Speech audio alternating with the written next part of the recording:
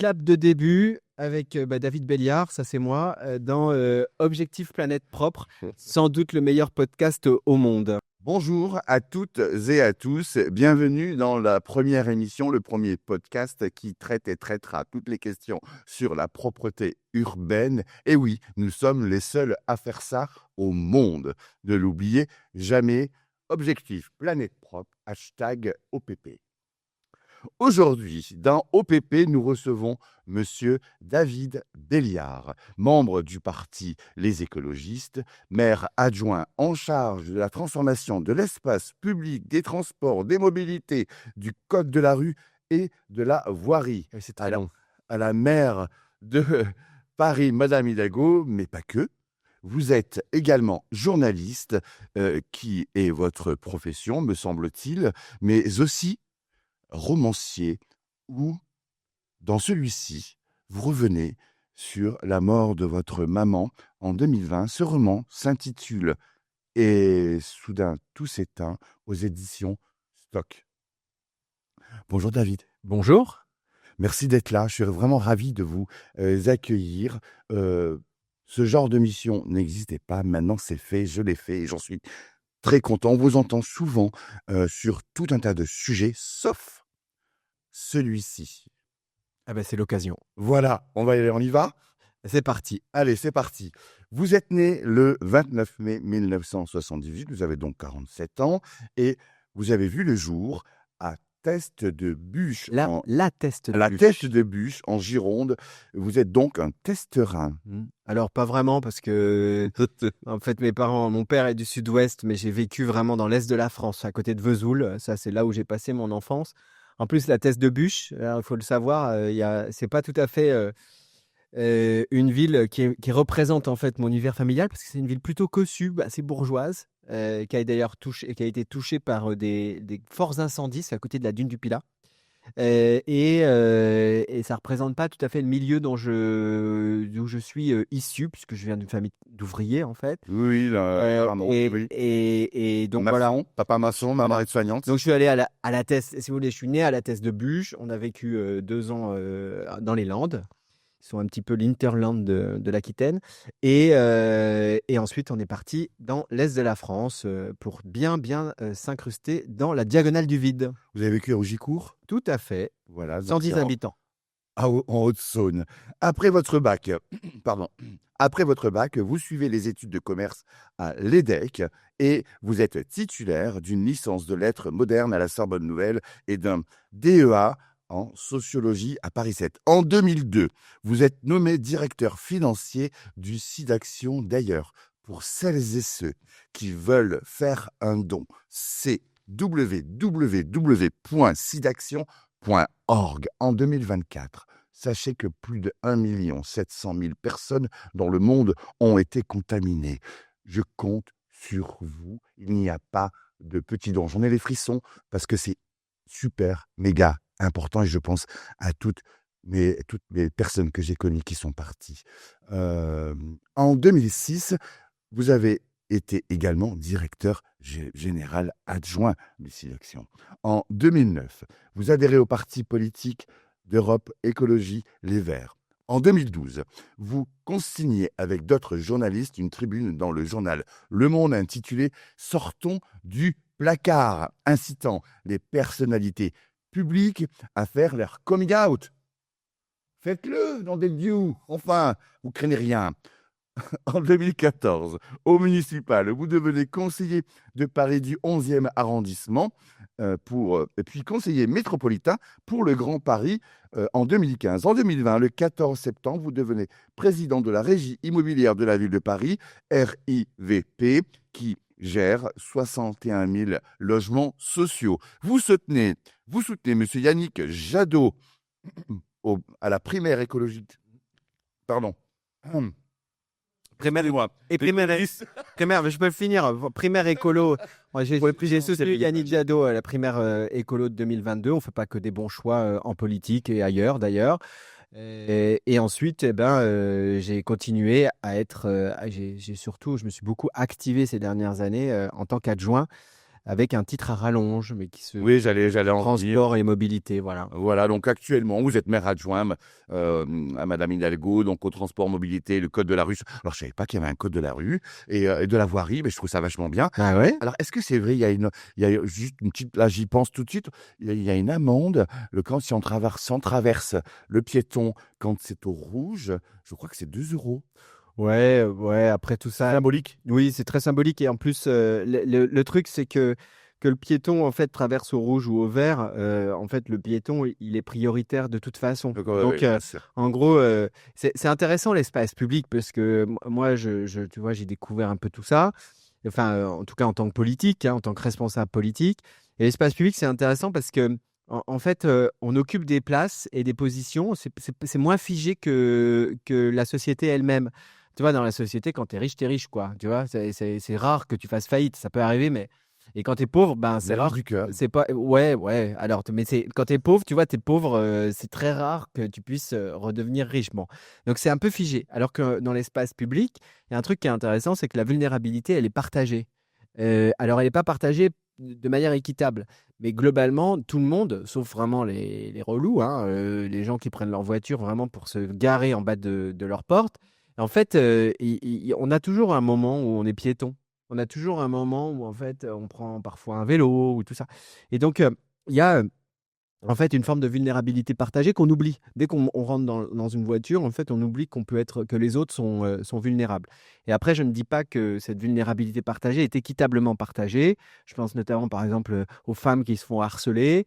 Tu parlais des LGBT, et notamment les LGBT queer, celles et ceux dont on voit vraiment qu'ils sont LGBT par des comportements. Et ça, on voit bien il y a des harcèlements beaucoup plus forts pour ce type de personnes, ou évidemment pour les personnes en situation de handicap, les SDF qui sont particulièrement harcelés dans l'espace public. Donc tout ça n'est pas évidemment équitable. Je ne dis pas que l'espace public est équitable, pas du tout d'ailleurs, pas du tout. Mais par contre, c'est un lieu où on peut, si on y prend conscience, hein, ou s'il y prend garde, eh bien, avoir une expérience de la vulnérabilité. C'est pareil pour la propreté d'ailleurs, c'est une expérience en fait de la citoyenneté aussi. Exactement. Et j'avais pas fini. Vous êtes candidat pour les municipales de 2026 pour la ville de Paris. Petite question.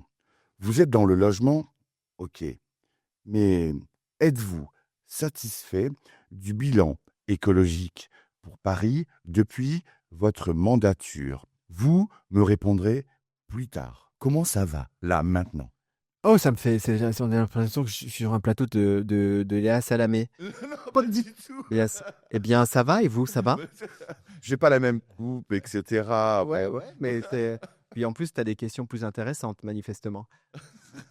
Tellement heureux que vous soyez là et enfin avoir votre avis. Je précise que nous ne faisons pas de politique car la politique est tout autour de nous quoi qu'il arrive.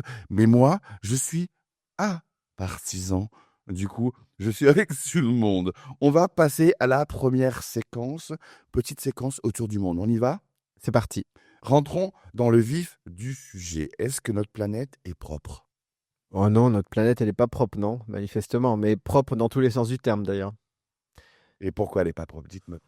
Bah, Vous, ce que vous en pensez, en tout cas. en fait, on a une sorte de destruction collective de notre bien commun, en fait, et on le voit à tous les niveaux. La On planète, est destructeurs? même prédateur. Mhm. Alors, moi, je dis quelque chose que tout le monde sait, en fait, et qui est écrit depuis déjà bien longtemps, c'est qu'on a en soi, en nous, collectivement et à titre individuel, des formes de pulsions de mort qui font que, du coup, on surexploite la planète, on l'a fait crouler sous les déchets, on a un continent supplémentaire qui est un continent de plastique, parce qu'en fait, Il pleut du produit, plastique. on produit du déchet, il pleut du plastique, on bouffe du plastique, on boit du plastique. Donc, en fait, évidemment, la planète, elle n'est pas propre. Et puis, à plus petite échelle, quotidien, puisque là, ici, on parle un peu des municipales, bah, en fait, en plus, tu es aux premières loges pour ça. On va en parler. Tu vois bien que, en fait, on a quand même un problème justement, de préservation d'un truc que nous avons en commun, qui s'appelle quand même l'espace public, et sur lequel, en fait, on a une sorte de. euh, pas pour tout le monde, mais pour certains et certaines, eh ben, une sorte de désintérêt, ça c'est au mieux, et puis de mépris pour cet espace public qui est notre bien commun en fait en vérité. Et donc on jette, on laisse Il appartient à tout le monde, il appartient à personne finalement. Oui, mais je qualifierais. Moi, tu vois, je pense qu'il appartient à tout le monde avant tout. Mais tu as raison, hein, appartenir à personne, personne n'est responsable. Or, en fait, tout le monde est responsable. Donc, moi, je pense qu'en fait, il faut. Mais c'est exactement comme l'écologie, tu vois. C'est tout pareil. C'est en fait, comme c'est un truc que tout le monde a, et en plus, avec l'écologie, c'est loin, tu vois. Les exploitations pétrolières, c'est loin. Les minerais pour faire nos téléphones, j'en ai un. Je jette la pierre à personne, mais c'est loin. Et en fait, il y a une forme de déresponsabilisation globale et on se dit, bon, bah, en fait, tout ça va continuer à fonctionner sans que moi, je ne puisse engager ma propre responsabilité. Mais Sartre avait écrit des très beaux textes là-dessus sur notre responsabilité individuelle engage la responsabilité de l'humanité. Nous allons partir en Roumanie. Roumanie, une personne sur 6, c'est 15,4%, ne possède pas de toilette intérieure avec chasse d'eau collectée au réseau d'eau et l'égout, selon une enquête de Eurostat de 2023. Ce sont des familles vivant dans des zones délaissées où il n'y a pas de réseau d'égout et beaucoup d'enfants et de personnes âgées. C'est le cas dans le village de Tostiu Faragau. Alors, je suis désolé pour la prononciation. Que pensez-vous de cette situation? La Roumanie fait partie de l'Europe. Ouais, ben, d'abord, ça C'est fou me. quand même. D'abord, Non, ça me permet de parler des égouts, non, mais parce qu'on n'en parle pas assez justement des égouts. Oui, oui, mais justement, ça m'évoque plusieurs choses. D'abord, le fait qu'il y a une sorte de tabou sur les questions des toilettes. Et en particulier, nous, on a un sujet sur la question des toilettes publiques. En fait, les toilettes, c'est fondamental, c'est un droit fondamental. Tu parlais tout à l'heure, tu disais Silaction, par exemple. À Silaction, il y avait, à l'époque, en tout cas, quand j'y travaillais, des projets à l'international qui étaient liés, évidemment, à la question de la pose de sanitaire. Parce que si tu ne fais pas ça, c'est vraiment un truc fondamental. Si tu ne fais pas ça, évidemment, tu crées des conditions explosives en termes sanitaires notamment, puis même de qualité de vie ou de dégradation de qualité de vie.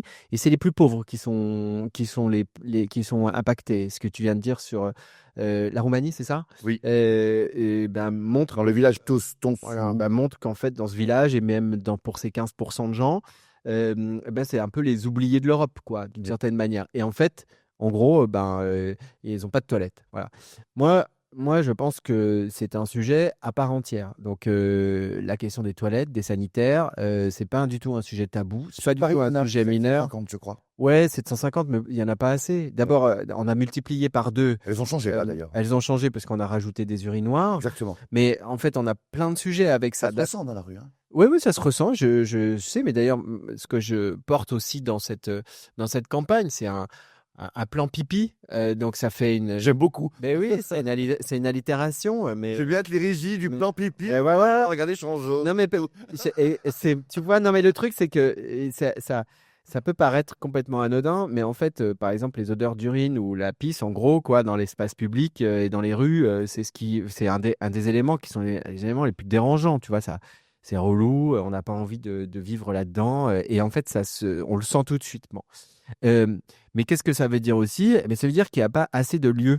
Il y a pas assez il y a des gens qui font n'importe quoi, ça c'est vrai, mais il y a aussi pas assez de lieux. Il n'y a pas assez de lieux pour uriner, il n'y a pas assez de lieux pour les femmes qui se retrouvent dans des situations souvent parce que c'est plus compliqué évidemment Bien sûr. pour les femmes d'aller aux toilettes ou de trouver des toilettes qui leur permettent de le faire dans de bonnes conditions parce que quand même un peu de conditions, enfin je veux dire d'intimité. Donc c'est un vrai gros sujet et on peut faire des choses, que notamment par exemple en faisant des partenariats avec les commerçants pour pouvoir avoir un accès. C'est pas normal en fait qu'on doive payer un café pour aller pisser quoi. Tu Alors, vois, nous, en tant qu'éboueur, moi, ça m'arrive souvent. On arrive à des âges où on doit aller plus souvent aux toilettes. Et ben, du coup, les commerçants sont très conciliants avec nous et ils nous laissent oui, c'est très bien, mais gentils, etc. mais je pense que ça doit se massifier, ça doit s'institutionnaliser. C'est-à-dire qu'on doit faire aussi des pactes avec les commerçants. Il faut regarder ce qu'on peut leur donner en contrepartie pour que, en fait, quelle que soit la personne, que ce soit des agents ou des gens comme moi, par exemple, qui arrivent comme ça et qui dit j'ai besoin d'aller aux toilettes, que je sois pas obligé de consommer, mais que du coup on soit dans une sorte de pacte. Et c'est ce que je cherche aussi à développer. Et moi, ce que je pense, c'est que nous avons besoin de au moins multiplier par 2 le nombre de points d'accès pour les toilettes. Et c'est très important parce que ça, c'est vraiment lié à la propreté de l'espace public, Bien sûr. à son respect. Et je pense que tout le monde sera très content d'avoir moins d'odeur d'urine dans la rue. Et que, en vérité, c'est pas vrai, comme je peux le voir dans certaines vidéos, notamment d'une candidate. C'est pas vrai que c'est les élus qui vont arriver et qui vont dire non mais là c'est interdit, t'as pas le droit de faire ça. C'est pas comme ça que ça marche. Ce qui marche, c'est d'installer en fait des propositions, des offres, des façons. En Ça fait, fonctionne comme ça devant les caméras. devant les caméras, manifestement, ça fonctionne, oui. Oui. Mais tu sais, la politique, c'est beaucoup aussi devant Beaucoup devant les caméras. c'est beaucoup devant les caméras. Mais moi, ce que je sais, c'est que le local ne ment pas. C'est que, Et- en fait, à un moment donné, en fait, tu sors dans ta rue, tu sais si c'est propre ou pas, tu sais si ça pue la pisse ou pas, tu sais si en fait il y a suffisamment de toilettes ou pas, La réalité. parce que tu vis la ville.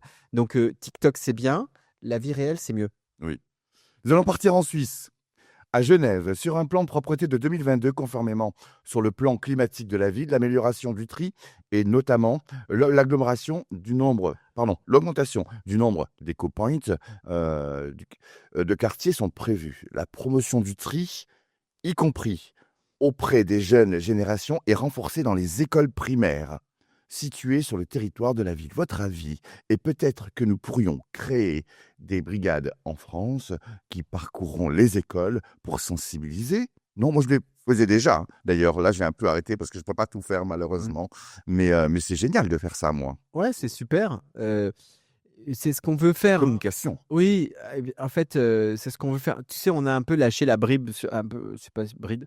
On a un peu Oui. lâché la bride sur toutes ces questions de tri, parce que tout le monde dit on s'en fout de l'écologie. Non, on s'en fout pas de l'écologie, c'est majeur. Ah non, c'est Et ça passe effectivement par des choses comme la mise en place de filières de tri. D'ailleurs, nous, on a, au-delà de la question de la formation, de la sensibilisation, notamment auprès des jeunes et des enfants, sur lesquels évidemment nous devons mettre le paquet, il y a toute la question aussi de ce qu'on appelle les biodéchets, Oui. c'est les déchets alimentaires. Poubelle C'est marron. très compliqué, c'est la poubelle marron. Alors, c'est très compliqué à mettre en place. Tu vois, moi, par exemple, dans ma copro, parce que c'était l'arrondissement qui était test, hein, on avait une poubelle marron il y a quelques années. Donc, c'était vraiment super. Et puis, c'est très récompensant d'une certaine manière. Parce que tu dis, ah là là, bah, j'utilise, enfin, je trie, parce que le tri peut être aussi un jeu, hein, tu vois, tu peux le faire aussi de cette manière. C'est Ludovic. Voilà, bah, parfait. Tu sais, t'as des punchlines de ouf. Je vais essayer de t'en trouver une avec David d'ici la fin de l'émission. Mais par contre, le truc, c'est que ça a été arrêté parce que les modalités et les filières sont compliquées. Bon, c'est évidemment des choses fondamentales. Euh, la mise en place de compost. En plus, les composts, c'est des endroits et c'est des lieux et c'est des choses qui sont aussi des projets citoyens à part entière. Donc, en fait, il y a plein de choses à faire autour de ça. Nous, on a des élus, évidemment, moi, je suis l'écolo de la bande. Donc, nous, on a des élus qui sont des élus très investis là-dessus, même en local. Par exemple, dans le 11e, je pense à Alexandre Viscontini, qui est une sorte vraiment de militant du compost. Et il a des dizaines et des dizaines, même des centaines de personnes sur son groupe WhatsApp pour parler du compost, pour mettre en place des trucs de compost. C'est super. Et c'est ça qu'il faut qu'on continue à développer. Et en fait, nous avons Ça s'appelle de la com, hein. des ressources. Oui, puis de l'engagement aussi citoyen. Oui, C'est oui. les gens. En fait, il y a aussi un truc aussi où, en fait, faire de l'écologie, c'est pas aride. Justement, on va arriver au Chérie C'est maintenant. aussi de se retrouver. Vous allez voir, Enfin, vous allez voir. c'est aussi de se retrouver, c'est aussi de parler ensemble, de partager des expériences. C'est ça qui est aussi intéressant. Et moi, je trouve que ça, par exemple, ben, c'est l'exemple d'une écologie du quotidien à qui, en fait, il faut donner un tout petit peu d'argent, mais pas tant que ça, finalement, pour que à la fin, eh ben, on puisse développer, eh ben, par exemple, des réseaux de compost des quartiers, dans nos quartiers. Donc, on en vient au Chili. Vous allez voir, la municipalité de La Pintana, une des plus pauvres communes de Santiago, recycle environ 20 tonnes de déchets organiques par jour et économise quelques 100 000 dollars, soit 86 000 euros par an, qu'elle réinvestit ensuite dans la communauté. Depuis 17 ans, il collecte les déchets organiques. La Pintana est parmi les premières communes de Santiago à avoir organisé une telle collecte. Elle dispose également d'une pépinière municipale construite sur une ancienne décharge. Cette dernière fournit chaque année 100 000 plantes, soit 400 espèces différentes qui sont ensuite utilisées pour verdir la ville. Alors, moi, je suis un désherbeur, je suis éboueur, je désherbe. On en reparle si vous voulez. Voilà, ma question c'est, est-ce que le désherbage c'est bien ou c'est pas bien? Mais que pensez-vous de ça? Ce qu'ils ont fait, c'est bien, je trouve. Ah oui, c'est super. Enfin, franchement, moi, je connaissais pas cette expérience. Et pensez au Chili d'ailleurs. Et surtout en ce moment. Mais le truc, c'est que oui, c'est super, évidemment. Et on voit bien que, d'ailleurs, en fait, il y a plein de solutions du quotidien. C'est là où je pense qu'il faut faire attention, notamment. J'ai évidemment une inquiétude sur juste puis après, je vais répondre à ta question, mais j'ai une inquiétude sur la situation politique et notamment sur la question de la propreté qui est beaucoup instrumentalisée politiquement. Bien sûr que c'est une question légitime et on a le droit de discuter, de savoir si c'est assez propre ou pas assez propre, évidemment. Est-ce que non désherbé, c'est propre? Bah, Je vais y venir, mais tu vois, c'est une très bonne question. Mais ce que je veux dire simplement, c'est que ben, quand on est sur du local ou des municipalités, des collectivités, eh bien en fait, on peut trouver des solutions. Et là, par exemple, tu vois, ce sont des solutions dans une communauté, une collectivité pauvre, qui leur permet à la fois de faire de l'écologie et des économies. Donc, c'est quand même assez extraordinaire. Désherber, en fait, ça dépend.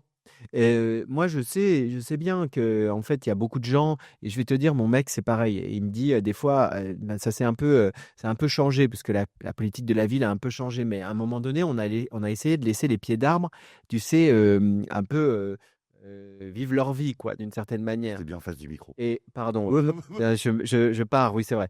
Et donc, non, mais tu sais, on a laissé les pieds d'arbres un peu vivre leur vie. Donc, avec des herbes folles d'une certaine manière, tu vois, voilà, pour faire Donc, un c'était petit truc, volontaire. mais c'était tout à fait volontaire, c'est pour la biodiversité. Et on voit bien, par exemple, qu'à Paris, il y a beaucoup de gens qui n'aiment Je pas te ça. coupe, c'était pas abandonné comme certains l'ont dit, c'était volontaire Oui, bien sûr. et vous avez Oui, la oui. suite. Oui, oui, c'était tout à fait volontaire. Et d'ailleurs, ça a vraiment un intérêt, hein. C'est de laisser en fait la biodiversité Bien sûr. s'épanouir et permettre eh bien d'avoir des continuités entre les pieds d'arbres. Et je vois bien que eh bien, on a touché aussi des limites de l'acceptabilité, comme on dit, c'est beaucoup.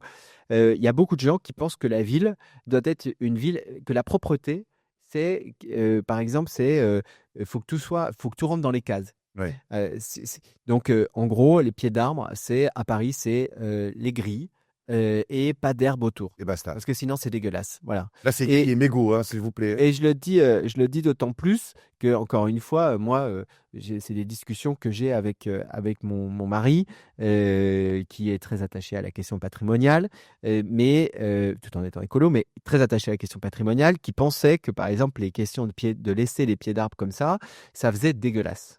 Voilà, sur la ville.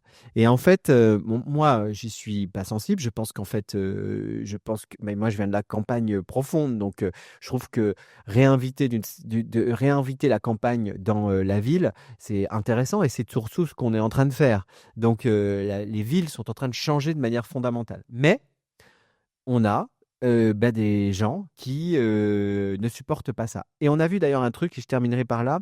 Tu sais, à Lyon, je sais pas si tu avais vu cette vidéo d'un mec qui était arrivé et qui attendait en fait un bus, je crois, et qui s'est filmé en train de dire ah là là, mais vraiment c'est dégueulasse, il faut désherber. Voilà. Et il fait une vidéo en accéléré où il désherbe l'endroit, sauf qu'on est en plein mois d'août, que c'est la canicule et que surtout en fait il s'est fait taper dessus, évidemment, parce qu'il faut surtout pas désherber à ce moment-là. Parce que en fait, sinon tu butes les végétaux. Donc il y a des moments évidemment pour le faire. Donc, euh, bah, si on accepte de mettre de la nature en ville, si on pense que c'est ça qu'il faut faire, c'est-à-dire, mais autre chose Moi, je que le pense. Moi, le premier, je le voilà, pense. moi Pas aussi. partout. Mais par exemple, tu vois, oui, mais la nature en ville, elle a été pendant jusqu'à à peu près fin du 20e considérée comme de l'agrément. Donc c'était les jardins d'agrément, la Villette, Oui. les buttes Chaumont et tout ça. C'était vraiment, on allait se promener Aujourd'hui, en fait, la nature, elle n'est plus que de l'agrément. Elle est aussi une sorte de passeport pour le futur. Si on ne le fait pas, en vrai, si on ne renature pas la ville, en fait, on va claquer, ou en fait, on accepte que cette ville, mais comme toutes les grandes villes, eh bien, disparaisse parce qu'elle va devenir invivable. C'est pas le choix que moi je fais. Je Mmh. pense en fait qu'il faut réinventer notre manière de penser, vivre la ville, et que du coup, la question de la renaturation, de replanter des arbres, de remettre de la nature et surtout de lui laisser une forme de liberté, elle est extrêmement importante. Donc tout ça fait partie aussi, eh bien, d'une nouvelle culture de ville que nous devons acquérir ensemble. Et ben, il faut trouver le bon ajustement. Aujourd'hui, on voit bien que les pieds d'arbres, eh ben, qui avec des herbes folles, ben, ça passe pas trop dans la population, donc il faut pas le faire. Mais par contre, on peut essayer de faire d'autres choses, notamment par exemple les plantations que nous faisons. Je pense à Colonel Fabien, par exemple, sur lequel on a fait une plantation il y a pas très longtemps avec la maire de Paris. Il y a des murs, alors, en tant qu'éboueur, hein, moi je désherbe le coin des rues et il y a des murs qui sont complètement, pardon pour le terme, mais défoncés et il y a des herbes Mm. des racines qui Mm. poussent à travers ces murs-là. Mm. Là, on peut pas dire, on est obligé d'enlever les herbes, là, on n'a pas le choix. Oui, oui, mais Sinon, c'est le mur qui carrément si, moi, laisse faire les choses. Là, le mur, il va et puis moi, il y a je, des habitants et cetera. Moi, je suis écologiste, mais je sacralise pas. Je dis pas, tout à coup, il faut surtout rien faire. Il y a évidemment des endroits où il faut faire. Il faut être pragmatique, en D'accord, on vérité. est Voilà, d'accord. il faut être pragmatique. On est bien d'accord. Par contre, il y a un truc que je redis ici, c'est que oui, il faut massifier la présence de la nature Ah, dans une complètement ville d'accord comme avec Paris. ça. Mais ça veut dire donc changer un petit peu nos façons de faire, nos façons de penser. Eh ben, par exemple, oui, ça veut dire de la terre, ça veut dire qu'en fait, on maîtrise pas tout, que les On jardins manque à de la graminées parce les qu'il faut jardins des à la graminées. oui, alors ça, c'est non, mais ça, c'est un vrai truc. Un vrai truc. Qu'est-ce qu'on a fait, tu sais, après la tempête de fin des années Oui, 90 oui, là, oui, on oui. a replanté du platane, là. Oui. Et en fait, là, à l'époque, on l'a pas fait du tout de la bonne manière. Et moi, par exemple, qui viens encore une fois de la campagne, depuis que je suis en ville, j'ai développé aussi des allergies assez fortes, d'ailleurs. Mais c'est l'âge un peu, mais il y a aussi, parce que tu as eu l'élégance de rappeler mon âge tout à l'heure. Eh bien, non, mais donc il y a des allergies, il y a des allergies qui se créent. Et donc ça veut dire aussi qu'il faut penser la renaturation en mixant les espèces, en évitant notamment les espèces allergènes, parce qu'en fait, le mix pollution, chaleur et graminées fait qu'à la fin, en fait, tu peux plus sortir de chez toi parce que tu as une énorme barre dans la On est tête. d'accord, on est bien d'accord. Nous allons partir aux États-Unis, ça va être le dernier pays, dernière destination de cette petite séquence. Depuis la nouvelle présidence, les mots comme écologie, changement climatique, vert ou encore émissions sont interdits. J'ai une question toute simple. Vivent-ils sur la même planète que nous? Oui, malheureusement, ils vivent sur la même planète que nous. C'est ça le problème. C'est fou. Ben oui, mais c'est ça, c'est la bataille. La bataille que nous sommes en train de mener. On vit pas dans un monde de bisounours. On vit dans un monde où en fait on mène des batailles. Alors ces batailles, elles peuvent être très positives.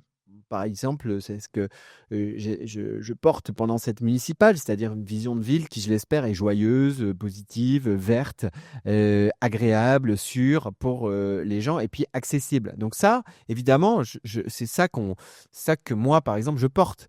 Mais au travers de cette ville positive, au travers de cette ville verte, eh bien, c'est une bataille profonde qui est en train de se mener. Et cette bataille-là, il ne faut pas la perdre. Non. Parce que si nous laissons les clés à ces gens-là, eh bien, en fait, nous n'aurons pas d'autre option que de subir les dérèglements climatiques et la violence et le chaos qui est en train de s'ouvrir. Donc, moi, je pense que ces gens sont fous, Complètement égoïstes, ignorants, riches surtout. riches. Parce qu'en fait, c'est ça le truc, c'est que c'est l'entre-soi des riches et des super riches même d'ailleurs là.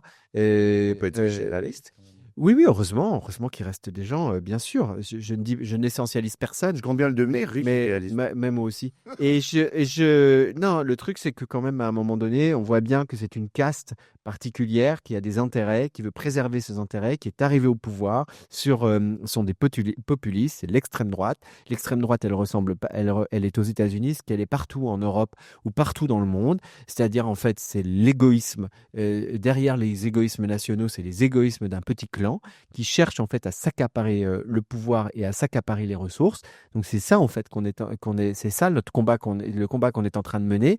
Et quand on est écologiste, eh bien, on s'intéresse avant tout à la question du bien commun. Ce voyage, le petit tour du monde s'est bien passé? Ça va? Ça y est, C'était ça se super. termine, ça se C'était termine. super. Là, on va passer maintenant à la prochaine séquence, propreté en France. Une question comme je l'appelais tout à l'heure, c'était pour la planète. Ouais. Là, c'est pour notre pays. Est-ce que notre pays est propre? Est-ce que notre pays est propre? Ça, c'est difficile à Que dire. ce soit par terre ou dans les airs? Non, Parce que, non, bien comme je sûr. disais tout à l'heure, il pleut du plastique, hein. Oui, non, mais bien sûr, c'est pas, Comparé à d'autres, il est propre quand même. oui, mais J'aime pas trop comparer, moi.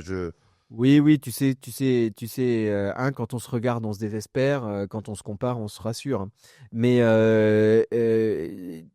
On peut non, faire. moi je pense qu'on peut évidemment mieux faire. On a des problèmes de pollution d'eau, on a des problèmes de gestion de nos C'est déchets, l'élément. on a des problèmes de déchets, par exemple le nucléaire, de pollution de l'air qui sont quand même massives. On voit bien, et la pollution des eaux, et notamment des mers. Enfin, franchement, on est quand même loin du compte et on voit ce qui est en train de se passer, c'est qu'il y a une dégradation en fait de notre territoire sur les questions de propreté au sens large et que là encore, on a besoin rien n'est une fatalité. Il y a des choses qu'on ne peut pas, nous, avec nos petits bras, changer. Mais par contre, collectivement, on peut faire d'autres choix et d'autres orientations. Vous savez, alors on en parlera après tout à l'heure, mais vous savez quel objet on retrouve le plus dans nos eaux, dans nos océans, dans nos mers, dans nos rivières, etc.? Je sais pas, des éviers en inox? Mégots. Ah, des mégots, ouais. C'est le mégot. On en reparlera après, mais Oui. le mégot, c'est vraiment un fléau. Mmh. En France, on enfouit et on incinère les déchets. À savoir que ces deux pratiques sont polluantes. Une pollue l'air et l'autre pollue notre sol. Êtes-vous incinération ou enfouissement ou, j'ai déjà votre réponse, mais ou aucun des deux? Et dans ce cas-là, que proposez-vous? Si on n'incinère pas et si on n'enterre pas, qu'est-ce qu'on fait? Ah, mais qu'est-ce qu'on fait? Ben, on arrête de produire des déchets. Bon, voilà, ça a l'air complètement idéalisé. La réponse. Ça a l'air complètement idéalisé, mais là encore, ce sont des choix. Est-ce qu'on choisit ou pas de continuer à surproduire des déchets, notamment en plastique, À Paris, on du incinère. jetable? Oui, oui, je sais très bien, mais tu sais, les questions d'incinération ou d'enfouissement, c'est des questions que se posent toutes les collectivités.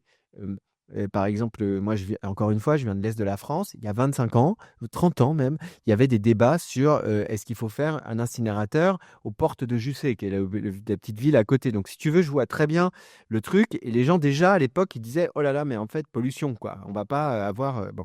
Donc, en fait... euh, et à Paris, on a le même sujet. Est-ce qu'on investit dans l'incinérateur d'Ivry, qui est un incinérateur Ils ont investi, ils ont réduit 30%. oui, Là, ils ont construit à côté, ils ont réduit 30% de la capacité pour recevoir les déchets. Pour le coup, c'est bien. Parce que nous, ça va nous permettre aussi de réduire en amont bien sûr. nos déchets. Non, Donc, mais on arrive au. c'est pour ça que d'investir dans des plus fortes capacités d'incinération ou d'enfouissement, c'est ridicule. Tout notre enjeu et tous nos investissements doivent être de réduire nos déchets. Ouais. C'est vraiment une logique qui est, tu sais, c'est ce slogan qui dit le meilleur déchet, c'est celui qui n'existe pas. Exactement. Si je vous dis acide, cyanhydrique, naphtalène, ammoniac, cadmium, alors si vous devez penser à un objet, hein, arsenic, mercure, plomb 3, traces de pesticides, phénol, ammoniac, vous me dites à quoi ça vous fait penser? Quel objet? Je ne sais pas, peut-être un poisson? C'est le mégot. Le mégot. Ah là là, mais encore le mégot. C'est le mégot. C'est pas C'est- vrai, mais je suis nul. Le mégot qui, à lui seul, pollue 500 litres d'eau, donc 3 baignoires. Hein. Sachez que vous jetez un mégot par terre, il va polluer 500 litres d'eau. Nous, les éboueurs, on ne peut pas tous les ramasser, c'est impossible. Donc, la seule solution pour faire barrage à ça, c'est de jeter votre, pardon pour le terme, fucking mégot dans un cendrier. Mm. Vous en avez des portables, vous en avez qui sont accrochés aux poubelles, etc. À Paris, il y a 30 000 poubelles, soit un potentiel de 30 000 cendriers. Donc, vous savez combien on ramasse de mégots à Paris Non, mais ça m'intéresse. par jour? Vas-y, dis-moi. Alors, à peu près, hein, parce que je pense Ouais. que c'est beaucoup plus, c'est 4 millions. 4 millions à Paris. 4 millions Est-ce que par jour. est-ce que ça baisse ou est-ce que ça Ah augmente? non, ça augmente. Ça augmente? Même Parce s'ils que ont beau augmenter le prix du paquet, Parce que etc. j'ai l'impression peut-être que c'est. Mais moi, je pense que c'est de la merde, hein, vraiment complètement, hein. C'est les mégots et tout ça. En- je le dis d'autant plus que j'ai depuis plusieurs années arrêté de fumer. Donc voilà. Mais par contre, vraiment pour le coup. J'ai même les euh, chiffres en 1 an pour la France, non, si mais vous parce voulez. que j'ai plutôt un truc, moi, tu sais, je suis pour la tolérance zéro sur la question des mégots. C'est-à-dire, je pense qu'il faut augmenter largement les amendes, parce qu'en fait, tout le monde le sait, que c'est dégueulasse, et que en vrai, le mégot, il est traitable. C'est-à-dire, c'est pas un gros déchet. Bah oui, c'est pas, au pire, ben, on attend d'avoir un cendrier avant de le poser. J'ai plutôt l'impression, mais peut-être que je me trompe, du coup, c'est une vraie question, qu'il y a quand même une amélioration il y a une réduction des incivilités. C'est-à-dire, je vois moins, mais peut-être parce que j'y suis moins attentif, de gens qui jettent leur mégot comme ça. Toi, tu penses pas. Donc 4 millions, c'est en Non, c'est le augmentation. minimum. Et en France, en une année, c'est 8 milliards. Tu vois, tu vois le C'est truc. complètement dingue. Ouais, mais tu vois le truc, c'est que vraiment pour le coup, les fabricants de cigarettes devraient vraiment participer beaucoup plus largement qu'ils ne le font, parce qu'en plus c'est encore une machine à Moi, j'ai été cash buraliste de dans dingue. ma vie. Donc, Ah ouais? bah oui, j'ai vendu des cigarettes, j'ai travaillé dans le cancer. Et maintenant, je ramasse les mégots. Et là, tu vois à quel point en fait tout se tient. Mais c'est Et fou, hein. ouais, ouais. Bon, en tout cas, là-dessus, tu as moi ma position là-dessus pour parler un peu Oui, oui. net, c'est tolérance zéro. Globalement, c'est tolérance zéro sur les incivilités, mais particulièrement sur les questions du mégot. Moi, j'aime bien aimer l'augmentation des amendes. Mm. En France, le secteur de la propreté compte aujourd'hui un peu plus de 30 000 prestataires, soit plus de 715 000 emplois, avec un chiffre d'affaires de plus de 18 milliards d'euros, hein. C'est juste énormissime. On aimerait bien voir la couleur. Ça représente beaucoup d'argent. Et pourtant, notre sol est souillé. Mais alors, quand on a une vue aérienne de la France, c'est une décharge publique. Comment ça se fait? Votre Alors, avis? Votre alors, avis à vous? encore une fois, c'est un modèle. En fait, les déchets, ils sont symptomatiques d'un modèle. Tout ça est symptomatique de la surconsommation, du fait qu'en fait, on incite les gens. Tu vois, c'est le truc de Chine, par exemple. Hmm. Je sais plus, alors j'ai plus en tête les chiffres, mais c'est ridicule. Tu as une partie mineure, en fait, des vêtements qui sont comment dire, recyclés. C'est-à-dire qu'on réutilise. Le reste est jeté. Et en plus, derrière les vêtements, notamment quand c'est du polyester, c'est du pétrole, c'est du plastique. En vérité, tout ça, encore une fois, tout se tient. Donc, si tu veux, on est aujourd'hui dans un modèle qui nous incite à surconsommer. Et qui dit surconsommer, eh ben, dit surproduire des déchets. Et donc, tout ça fait les affaires de tous ces gens. Parce que les 18 milliards, tu disais, on n'en voit pas la couleur. C'est pour ça que tu vois bien dans la Donc, campagne. j'exagère un peu, mais Non, mais dans la campagne municipale, il y a des gens qui nous expliquent qu'il faut tout privatiser. C'est ça le truc. Bon, bah, ça veut dire quoi tout privatiser? Ça veut dire en fait donner. Enfin, c'est une vache à lait, si tu veux. En fait, on file au privé des marchés qui sont des marchés. C'est comme l'eau à forte rentabilité et forte rentabilité on va en parler. parce qu'on paye peu en fait les gens qui y travaillent ou pas assez les gens qui y travaillent. Et tu vois bien que tout ça se tient, c'est-à-dire qu'en fait, en gros, tout le monde a un intérêt à continuer enfin, tout le monde. En tout cas, ces gens ont intérêt à la surconsommation, à la production de déchets, parce que du coup, ça crée de l'activité, mais qui sont de l'activité qui, en fait, qui corrigent pas, mais qui sont complètement intégrées dans une logique qui est une logique de surconsommation qui est en train de nous détruire. Nous allons mettre à l'honneur les femmes. En France, un salaire moyen d'une éboueuse est de 1 600 € net ou à 1 700 € net avec les primes. Moi, en tout cas, pour mon cas, je ne suis pas une femme, mais je gagne 1 910 €. Peut-être un jour, j'en sais rien. 1 Possible. 910 € net par mois avec les primes. Est-ce bien ou mal payé? Bah, non, tu vois bien que enfin, c'est les travailleurs et travailleuses essentiels. Donc, tu sais, moi, je suis toujours étonné par mais ça, c'est un vieux truc, par la répartition de la valeur, comme on dit de manière un peu économique.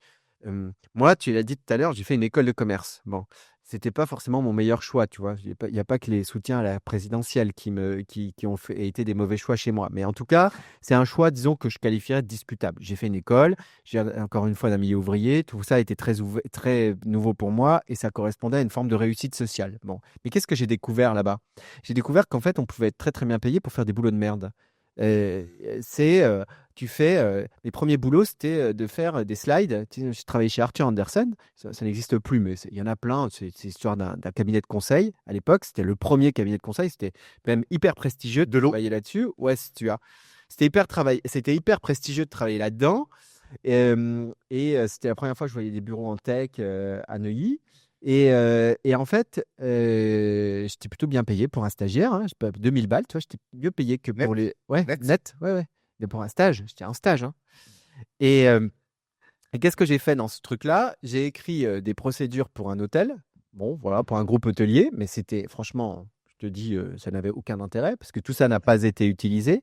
Et puis surtout, je devais remettre, en fait, au niveau de la charte graphique, les présentations que nous faisions parce qu'ils étaient complètement hystériques avec le respect de la charte graphique. Et donc, il fallait faire des présentations en PowerPoint. Et donc, je passais des journées et des journées à remettre les trucs comme ça. Je fais 5 ans d'études. Hein. Ouais. Et tout ça, j'étais payé 2000 balles par mois. Franchement, est-ce que c'est plus ou moins, on peut se poser la question collectivement, est-ce que c'est plus ou moins utile que des éboueurs ou des éboueuses? Est-ce que c'est plus ou moins utile que des aides-soignants et aides-soignantes? Ma mère l'était. Est-ce que c'est plus ou moins utile que les personnes qui font le ménage dans les bureaux le matin où j'allais travailler?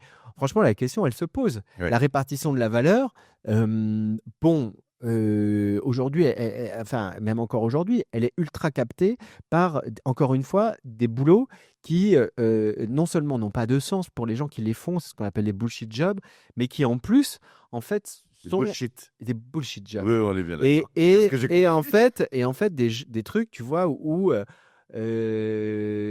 enfin, je pense à des boulots comme le marketing alimentaire. J'ai rien contre les gens qui font du marketing alimentaire, mais tu vois, moi, je sais, j'ai appris ça. Vendre un yaourt, le yaourt, par exemple, c'est le truc le plus basique possible. C'est un des trucs les plus basiques possibles. Bon, pourtant, le yaourt, en fait, le prix de ton yaourt, il varie entre 1 et 4. Qu'est-ce qui fait la différence? C'est le marketing. Donc, il y a des gens qui travaillent, qui sont bien payés pour en fait faire des packaging de yaourt, pour faire que tu vas acheter plus cher ton yaourt, parce qu'on rajoute un petit, je sais pas quoi, de bifidus, je sais pas quoi, qui va faire que tu vas payer plus cher un yaourt qu'un produit de base. Est-ce utile pour la société? Non seulement ce n'est pas utile, mais en plus c'est déflagrateur pour notre système et notre écosystème global. Parce que ça crée de la surconsommation et à la fin ton pot de yaourt il se retrouve en déchet. Donc vraiment, pour le coup, euh, euh, moi, je pense que nous marchons sur la tête, mais c'est le système qui est comme celui-là. Donc, moi, je ne peux pas prendre tout avec mes petits bras.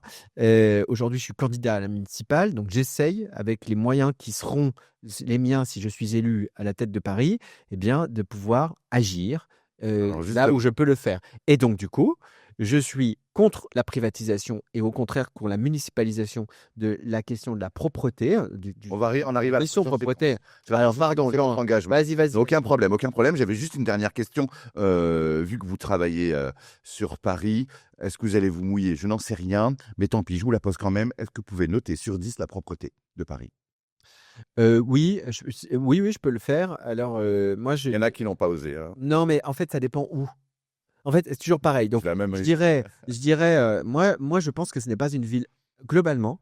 Attention à ce que vous dites parce que j'y travaille. Vous le Ah savez. oui, je sais, mais je vais te le dire très honnêtement. Je pense que ce n'est pas une ville sale. Moi, il se trouve qu'en fait, je voyage. Enfin, en tout cas, j'ai beaucoup voyagé. J'ai eu cette chance-là. Tu vois, c'est l'écolo qui te le dit. Et donc, du coup, j'ai en fait dans ma tête un panel. Et je lis un Twitter, je l'utilise moins, mais je lis les trucs de Twitter qui nous expliquent que Paris, c'est l'enfer, c'est le chaos et tout ça. Oui, Parce qu'en fait, ça nous montre. Par exemple, j'ai vu une photo dernièrement d'encombrant. oui. Oui. Tu vois, J'ai vu la une même. photo d'encombrant. On a Toi, vu. tu es là, tu fais. En fait, c'est positif. Parce que globalement, à Paris, tu as un système qui te permet. Enfin, c'est quand même assez extraordinaire. Moi, j'ai déménagé plein de fois. Parce que, Oui, voilà. c'est Et DMR donc, tu vas sur ton. Non, mais tu vas même sur ton sur truc et tu Internet. dis salut, en fait, j'ai un vieux truc tout pourri qu'il faut Oui. que je. Hein, et je le mets. On nous Et donne le ensuite, numéro. je mets un numéro, Ouais. je le pose à l'heure, enfin à peu près, dans le créneau. Je crois que c'est comme ça que ça fonctionne. Et il y a des gens qui viennent. C'est gratuit. Ouais. C'est extraordinaire. Franchement, c'est Non, mais je suis extraordinaire. complètement d'accord avec C'est ça. un système. C'est des collègues d'ailleurs qui C'est un système. Franchement, moi chez mon père, par exemple, encore une fois, à la campagne, il faut aller à la déchetterie. Hein. Faut avoir une remorque. N'oubliez pas la note. Faut N'oubliez pas la note. Alors, moi, je dirais, disons, disons 6. 6, Ah, 7. ok. 6, 7, pourquoi? Parce que Allez, on prend 7. Parce que- On descend jamais. on prend 7, on prend 7. Il y a des quartiers que je trouve, par exemple, là où j'habite, tout ça, enfin, même là, ce que je fais, je trouve que c'est OK. Et en plus, je trouve que les services de la ville, c'est pas parce que tu es là, mais il y a des trucs extraordinaires. Bon, moi, je sais pas, on fait des manifs. Bon, tu sais, moi, je suis de gauche, donc je fais beaucoup de manifs. Et puis, parfois, des manifs un peu festifs, comme par exemple la Pride. Bon. En 2 heures, enfin, tu as des brigades qui arrivent. La fonctionnelle. Et en 2 heures, en fait, le truc est à peu près OK. Ouais. Enfin, je veux dire, c'est incroyable. Tu mets des dizaines et des dizaines de milliers de Les personnes aspiratrices, qui des font- relayeurs, qui des... font la des fête, laveuses. qui sont là, nanana, c'est génial et tout ça. Et en fait, dans 2 heures plus tard, peut-être un peu plus ou un peu moins, Oui, j'en oui. sais rien, mais tu retrouves ton espace public Et tu sais, la exactement. fonctionnelle, j'insiste, c'est hyper important. La fonctionnelle, c'est un service, c'est l'élite des éboueurs. Bon, pour moi, on est tous des pépites, mais c'est l'élite du fonctionnement de la propreté. Donc, tu vois, le système des encombrants, le système. Donc, en fait, on a globalement un système qui fonctionne et je pense qu'il faut le saluer. Moi, j'entends trop de trucs qui disent que, en fait, Paris, c'est dégueulasse et que les gens ne font pas leur travail. C'est pas vrai. C'est pas vrai. Par contre, On est à 45 minutes. il faut que je me dépêche. Non, mais je me dépêche. Mais par contre, juste pour terminer, quand même, le point négatif, c'est que nous avons des endroits qui sont sales. Ok. Et pourquoi? Parce qu'il y a beaucoup d'incivilité, parce que c'est plus compliqué, parce que c'est des quartiers qui sont très utilisés. Je pense notamment au canal Saint-Martin, qui est effectivement parfois en zone de pique-nique. Mais ça aussi, hein, c'est des responsabilités collectives. C'est pas juste Boulevard Ney, moi je peux hein, pas les Boulevard Ney. voilà, boulevard Ney, Barbès. En fait, il y a des endroits quand même où ça va pas. Donc nous, en fait, Moi, je m'engage pour le Ouais. boulevard Ney. Je vous garantis Ouais. que je m'engage. Vous avez ma parole que là, moi, j'ai fait le tour de Paris il y a quelques temps et j'ai été bluffé par le boulevard Ney parce que les pieds d'arbres sont envahis de déchets. Et je me suis dit, pour mon prochain tour de Paris, ça sera l'année prochaine, normalement, j'ai 2 jours et demi. Là, je vais faire 5 jours et je vais passer 2 jours sur le boulevard Ney. Donc, parce que je ne peux pas laisser ça comme ça. Non, mais je suis d'accord. Bah, tu vois, donc, d'abord, ça montre d'abord l'implication des gens et dont toi, qui participent à rendre cette ville propre et vivable. Et ensuite, ben, moi, par exemple, ce que je propose, c'est on se focalise et qu'on mette des moyens sur des hot points, c'est-à-dire 200 en gros, où on met beaucoup de moyens, où on se dit, par exemple, comme le boulevard Ney, ben, il y a un problème. Et ben donc, on va y mettre un peu plus d'argent, plus de moyens, plus de gens, et puis plus aussi de police, parce que, enfin, je sais pas La combien, municipale, oui. pour, en fait, faire que ben, ça soit à niveau d'une grande ville comme Paris. Parfait. Merci encore pour la note. Nous allons passer dans la prochaine séquence. Donc là, il y a la production qui m'a demandé de faire un peu Ouais, plus vite. faut aller plus vite. Donc, je vais essayer moi aussi de synthétiser. Allez, vas-y, on fait un fait à Là, buzzer. c'est votre engagement, par contre. Hein. Allez, c'est parti. On va pas passer outre. Connaissez-vous la rudologie? Pardon? Connaissez-vous la rudologie? Non. Je suis tellement fier de vous le dire. C'est pour ça que la rudologie, c'est l'étude des déchets. D'accord, ok. Alors, les rudologues sont payés 3 500 €. Peut-être que je serai votre premier rudologue.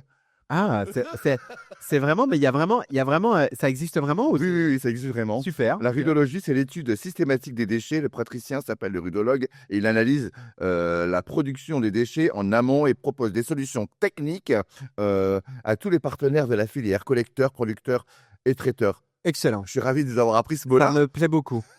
Connaissez-vous le lexivia?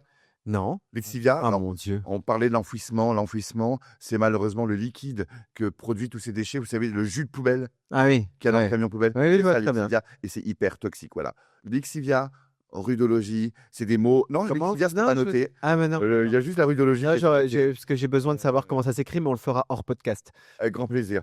À quel moment vous vous êtes dit, je m'engage comme maire à la ville de Paris, écologique?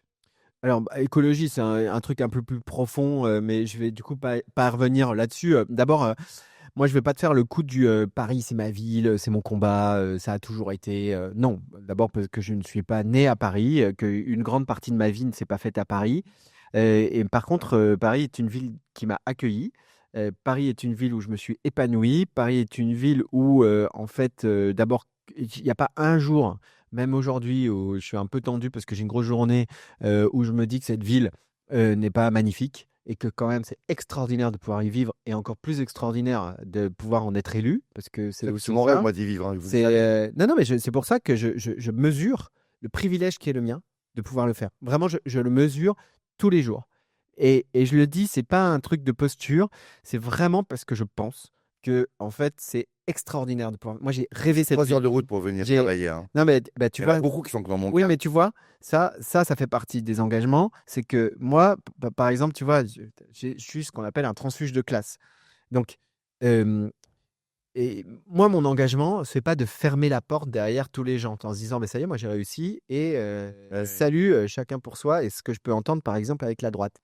Moi, ce que je veux, c'est au contraire ouvrir les portes, c'est-à-dire permettre aux gens, eh bien, de pouvoir vivre dans la ville où ils travaillent, par exemple. Voilà, c'est pour ça que je veux continuer à faire du logement social. C'est pour ça que je veux continuer à investir et à investir massivement dans le logement social. C'est ça qui m'intéresse. Parce que le Paris qui m'a donné sa chance, je veux qu'il continue à donner sa chance À à d'autres. tout le monde. Voilà. Donc, c'est pour ça aussi que je m'engage. Et je pense que, en fait, les mandats locaux, je ne sais pas ce qui va se passer pour moi, mais les mandats locaux, tu sais, c'est des mandats, c'est ça l'avenir de la politique, hein. C'est l'avenir de la politique, c'est ce qu'on peut faire vraiment en bas de la rue, hein. Parce que encore une fois, on le disait tout à l'heure, hein, la vie réelle, elle ment pas. Voilà. Oui. Ça ment pas. C'est un camion poubelle. Dans la propreté, quand on est maire, en fait, dans la propreté, si vous êtes maire, pardon, je vais reformuler ma question. Dans la propreté, quelles seraient vos priorités? Dans la Bah, propreté, je dis bien. oui, la propreté, bah, C'est quoi votre priorité? moi, j'ai déjà dit un petit peu, tu sais, c'est d'agir sur les trois aspects. Donc, investir, investir, revaloriser ce qui existe déjà. Je l'ai déjà dit, c'est d'investir notamment dans les 200 points qui sont des Pas les Big hotspots. Belly, hein, renouvelez pas les Big Belly, s'il vous plaît. Hein. Non, non, non, non, Et les surtout quoi, pas. pardon? Les poubelles intelligentes. Ah oui, non, non, non, mais moi, je suis pas dans ce Big truc-là, Belly, tu non, sais. pardon, C'est- c'est une grosse daube. Ouais, ouais, ah bah parfait, je le note. Non, mais Je suis moi, désolé. tu sais, moi, c'est pas notre truc. Nous, on pense qu'en fait, il faut investir dans les équipements, bien sûr, mais aussi remettre plus de gens dans la rue, à la fois pour nettoyer. Embauché, donc du coup. Oui, oui, moi, je suis pour embaucher, je suis pour revaloriser. Encore une fois, tu l'as bien compris, je pense que Actuellement, il y a un concours par an. la répartition de la valeur, elle est mal faite. Donc, je suis pour revaloriser les fonctions essentielles. On ne peut pas dire, oh là là, Paris, il y a besoin de plus de propreté, et dire dans le même temps, on va sous-payer les gens qui y travaillent. Tu vois, ça n'existe pas. Mais de la même manière, sur la question des logements, hein, ce que tu dis, c'est ouvrir plus facilement et plus largement les questions du logement pour tout ce qu'on appelle les travailleurs et travailleuses essentiels. Et Mhm. les gens qui travaillent dans la propreté en font partie. Il y a la question de la lutte contre les incivilités. Donc moi, je suis pour la création d'une brigade de lutte contre les incivilités. Il y a un truc de prévention, mais il y a un truc aussi de tolérance zéro sur un certain nombre de comportements. On a parlé des mégots, mais je te parle notamment, par exemple, des pique-niques. Les Parisiens et les Parisiennes, ils adorent Ouais, pique-niquer. j'adore ça aussi. Et même moi aussi, hein, j'adore. Et la ville s'y prête. Par contre, là où il y a où le truc qui doit être très clair, c'est que oui, on peut s'amuser, non, on peut pas laisser de déchets, ça c'est sûr. On est d'accord. Et puis enfin, dernier truc, c'est la réduction des déchets, mais on en a déjà parlé. Donc j'avais une question, y a-t-il assez déboueuses et déboueurs pour traiter 24 heures sur 24 et 7 jours sur 7 pour la plus belle capitale du monde? Donc là, c'est non, en l'occurrence. Voilà, Parce que vous allez tu as ma réponse, c'est non. Parfait.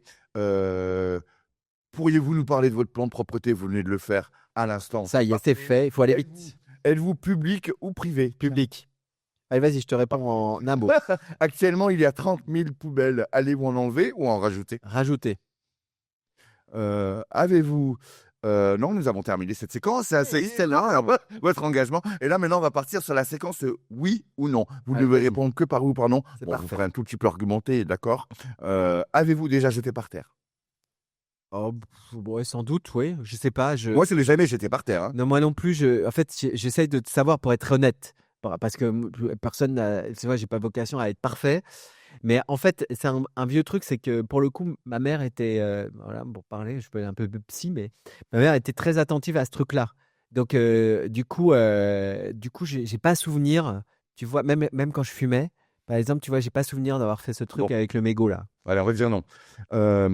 Avez-vous déjà jeté dans la poubelle de votre voisine ou votre voisin? Non, Jamais. non, Moi, je l'ai déjà fait. non, mais je crois pas, mais non, je vois pas pourquoi je l'aurais fait, mais Alors, non, non. Triez-vous vos déchets à l'exactitude de ce qui est indiqué. Emballage poubelle jaune, compost, encombrant déchetterie. Le verre dans les colonnes à verre. Faites-le, vous le faites ou pas?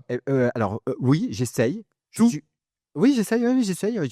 J'essaye même. Nous, à la maison, on essaye de trier aussi les biodéchets, alors qu'on Ok. n'a plus la poubelle, donc on l'emmène. Donc, on essaye. Voilà. Alors, la poubelle du verre actuellement, à Paris, elle est. La Jaune. poubelle, non, Elle est blanche. elle est blanche. Elle est blanche. Et vous savez que normalement, avec les normes européennes, Mm. elle doit être vert. Vert, Oui, c'est la poubelle. non, mais là, il faut pas me changer mes habitudes. Là- Mais bon, là, la poubelle jaune, elle est devenue. Le jaune, c'est devenu européen. Oui. Mais c'est ce qui est en train de se passer pour les poubelles vertes, sauf qu'on a du mal à suivre. Pas que nous, hein, beaucoup d'autres. Mais il y a aussi les ordures ménagères qui sont en train d'être gris pour l'Europe. Pareil, on a aussi du mal à suivre. Ouais. Donc après, une histoire d'économie, etc. Mais si vous voulez une idée pour pouvoir transformer les bacs blancs en verts, c'est très simple, hein. En fait, moi, personnellement, les bacs blancs, moi, je ferai des dons à des municipalités qui n'en ont pas dans d'autres pays, par exemple. Mais on va prendre cette idée. C'est plutôt une bonne idée. Mais je ne savais même pas qu'en fait, on allait changer les couleurs. Si, mais c'est hyper important d'unifier tout ça. Oui, bien sûr. Seriez-vous prêt, alors en tant que maire, bien évidemment, augmenter le salaire des éboueurs? Je vous l'ai dit, oui. Parfait. La mécanisation de nos trottoirs est mieux que l'humain. Non, alors, non, les deux, mon général. C'est-à-dire qu'en fait, je ne suis pas contre la mécanisation lorsqu'elle est utile et lorsqu'elle permet en fait de faire un boulot qui est moins pénible. Donc, vraiment, je suis tout à fait ouvert à la mécanisation et à la technologie. Par contre, je ne suis pas. D'abord, je suis très réticent, ou plutôt très interrogatif sur tous les trucs d'IA et tout ça, parce que j'en parlais tout à l'heure. En fait, le truc de la propreté, c'est aussi des gens. Et quand tu croises en fait des gens d'abord qui travaillent, d'abord tu es quand même incité. C'est difficile hein, quand même de jeter devant des gens qui ramassent. Enfin, il y en a sans doute qui le font. Moi, je trouve qu'il y a des. Non, j'entends, mais Non, quand c'est pas même. régulier, heureusement. Mais, Heureusement que c'est pas régulier, non, mais non. quand même. Il y a la population. Et puis globalement, je crois en fait qu'il faut revenir sur des choses, sur des villes humaines, et on peut pas tout remplacer. Sur les fondamentaux, Oui, juste en fait. la machine n'ira pas dans les coins. Hein, dans les Ouais, coins. Il y a de la merde aussi dans les coins. Et je trouve que globalement, en fait, les gens, quand ils sont dans la rue, et notamment par exemple, en gros, les balayeurs et les balayeuses, et ben en fait, ils ont aussi un rôle qui n'est pas juste de ramasser les déchets. On est des GPS ambulants. C'est- Vous saviez ça? Ah, c'est vrai? Ben oui, Parce on qu'on vient nous nous voir demande. pour nous demander les rues, etc. Évidemment. Et je trouve ça vachement bien. Bah ouais, Parce que ça communique, c'est sociable, et c'est bonjour, ça va, vous allez bien? Je trouve exactement. ça vachement bien. Et ben moi aussi. Pour les touristes. Et je trouve aussi que du coup, il y a aussi un autre rapport à la ville qui n'est pas juste un rapport de soi avec soi, c'est-à-dire vraiment de solitude, mais qui est un rapport à l'autre que je trouve plutôt positif. Je vous ai posé, on arrive à la fin là de cette petite séquence et bientôt de l'émission. Je vous ai posé une question au tout début de l'émission. Êtes-vous satisfait du bilan écologique pour Paris depuis votre mandature? Oui ou non? Tout ce que j'ai fait, je trouve ça extraordinaire. Non, je plaisante. Non, J'insiste. non, mais je trouve, voilà, ça. Non, je trouve qu'en fait, il y a des avancées et en fait, c'est pas à moi de le juger, mais ce que je vois simplement, c'est que quand même beaucoup de gens le constatent et le saluent. Donc, j'en suis très fier. Moi, j'aime beaucoup le Très parvis. fier. Le parvis, mais Thème de ville, j'aime beaucoup le parvis. t'as pas que le parvis, mais tu as aussi les rues aux écoles. Paris a changé. En fait, vraiment, Paris a changé. L'air On aussi. n'oublie pas l'air, le fait que, par exemple, moi, je suis venu à vélo ici et en fait, je me disais, c'est quand même assez cool. Il y a quand même beaucoup plus de pistes cyclables qu'avant, tu vois. Oui. Il y a quand même des trucs qui se font et qui, en fait, ont changé le quotidien. Il y a de Après, gros efforts pour nettoyer pour nettoyer les pistes cyclables, vraiment. ça, je suis d'accord, il faut racheter du matos et tout ça, parce qu'en fait, on a, et notamment sur les périodes d'automne, parce qu'il y a beaucoup de feuilles qui rendent les pistes cyclables impraticables. Oui. Mais par contre, est-ce qu'on a fait assez? Est-ce qu'il reste encore beaucoup à faire? Oui, il reste beaucoup à faire. C'est évident. Énormément à faire. Et je regrette aujourd'hui que le débat ne porte pas aussi là-dessus. Mais moi, je m'engage, je vais tout faire pour ça, hein, pour donner la visibilité à tous ces Super. Avant de clôturer cette émission, j'ai une toute dernière question et ensuite, ça sera bon. Êtes-vous écolo?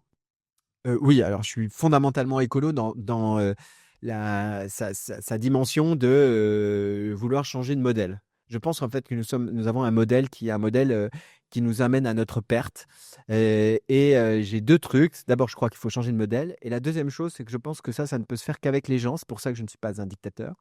Mais ça pourrait, on pourrait. Il y a plein de mouvances dans l'écologie, ou pas que dans l'écologie, manifestement, Je dis mais que qui des disent mouvements, mais je ne suis pas voilà. dictateur. Non, mais qui disent oui, c'est ça. Non, mais qui disent qu'en fait, tu sais, c'est, il y a plein de séries comme La Servante écarlate, par exemple. Dans La Servante écarlate, tu as, en fait une société qui est une société, très catho, enfin très religieuse, mais qui est surtout une société, très écolo. D'ailleurs, dans plein d'épisodes, ils se gargarisent d'avoir fait diminuer, par exemple, l'impact écolo. Or, je ne crois pas du tout à ça. Je ne pense pas que nous pourrons imposer tout ça. Donc ça doit venir, en fait, de notre collectivité, de notre collectif, au sens de collectif national ou européen ou mondial, pour changer les choses. Est-ce que ça, c'est très idéaliste? J'en sais rien. Mais en tout cas, c'est plutôt là où vont mes convictions, c'est mon engagement depuis 20 ans. Donc, c'est ça que je souhaite défendre. C'est pour ça que je viens à ton micro. Et donc, en ce sens-là, je suis écolo parce que je pense que l'écologie, ce n'est pas juste faire du jardinage. Parfait. Bon, Et ça peut être aussi de faire du jardinage. on arrive à la fin, ça y est, ça passe vite. Il y a eu beaucoup de choses qui ont été dites. Prenez ce que vous voulez. J'ai un petit cadeau pour vous remercier.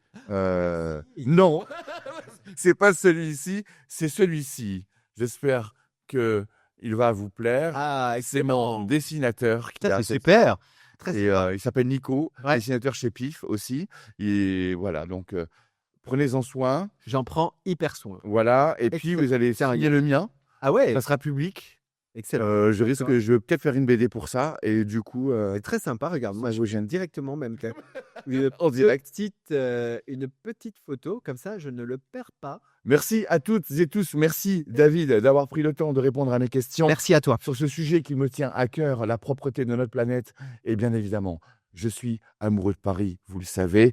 Et vous n'avez plus qu'une chose à faire, c'est jeter à la poubelle. Je vous dis bye bye.